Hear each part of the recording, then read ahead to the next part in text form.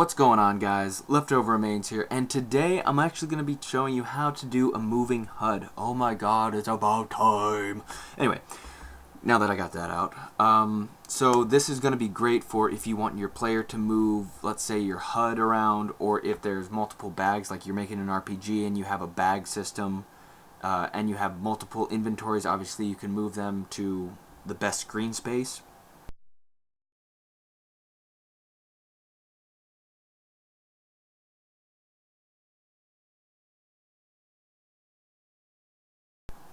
Anyway, let's get going. So first off, I'm just going to open up scene 1. Right off the bat, in the always, I'm going to, again, this is not mandatory in any way, but for testing purposes, I like to have some precautions. So in this case, when R is pressed, you're going to reload the screen. Boom, done. Alright, great. Next, this is also another testing thing. It's not going to be in the final game.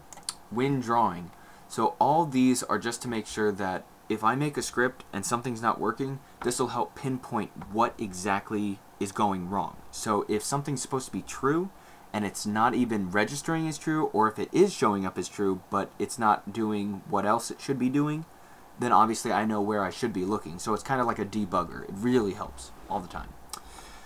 Now that we got that out of the way, time for the timer HUD. And first off, I'm actually going to start off in the always.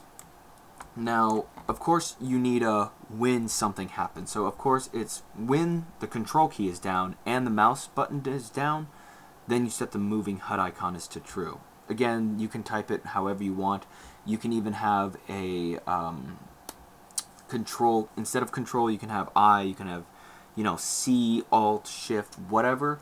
For my purposes, I prefer control. It's just like a weird thing. It's almost like clicking the right mouse button.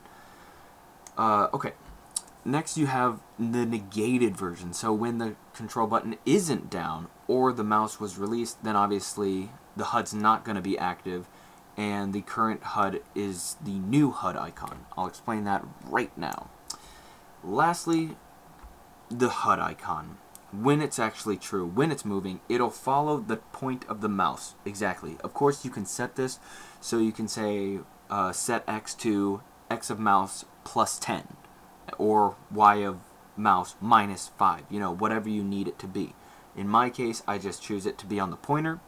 Next, I'm going to have the HUD icon move to true. So it's literally false. When it first starts the game, it's going to be false.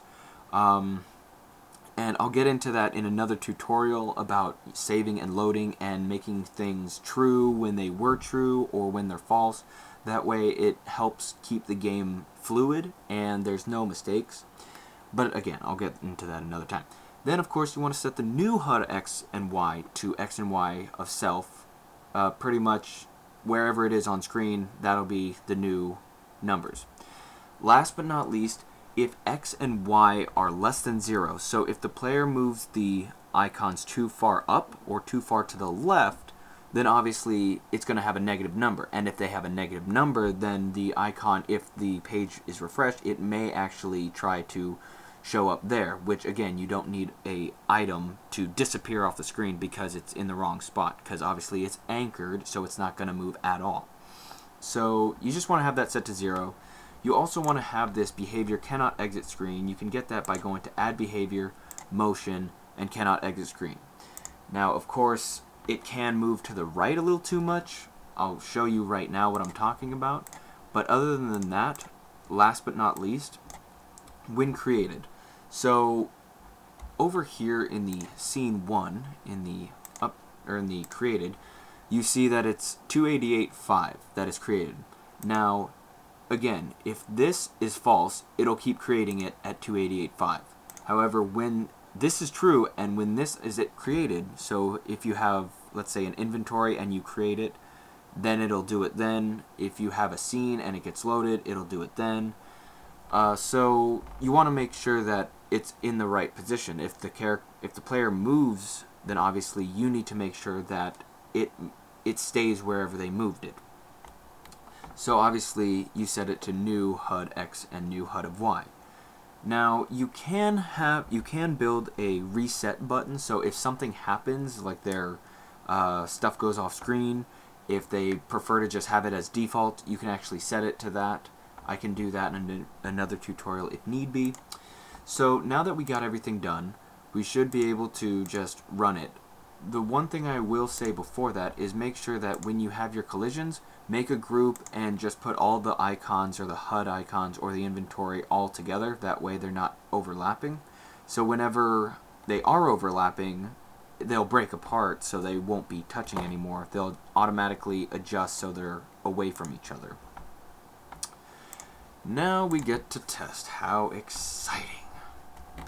Now, as you can see here, it's nothing special. Like, look at that. You see that? That's the amount of excitement I have all day.